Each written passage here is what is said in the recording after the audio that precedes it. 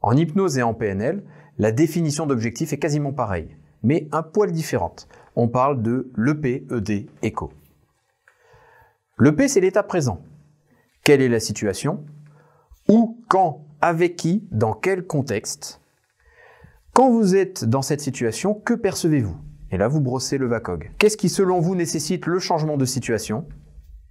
Qu'est-ce qui fait que vous n'avez pas encore changé cette situation? Ensuite, nous allons chercher l'état désiré, ED. Que voulez-vous précisément obtenir en termes d'objectifs? Il faut que ça soit spécifique, contextuel. Dans quel contexte vous voulez atteindre votre objectif? Où, quand, comment, avec qui? Quel résultat attendez-vous quand vous aurez atteint votre objectif? Il faut que ça soit mesurable, quantifiable, qu'il y ait un but à atteindre. Et pour quelle finalité? Projetez-vous dans le futur une fois l'objectif atteint. Que percevez-vous? Que ressentez-vous?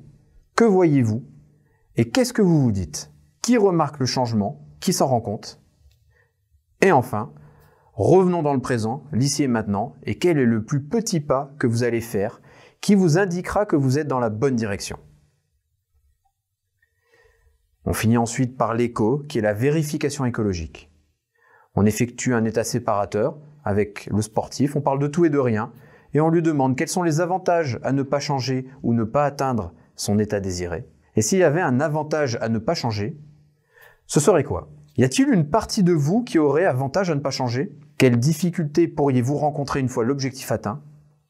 Et quelles pourraient être les conséquences gênantes une fois atteint cet objectif?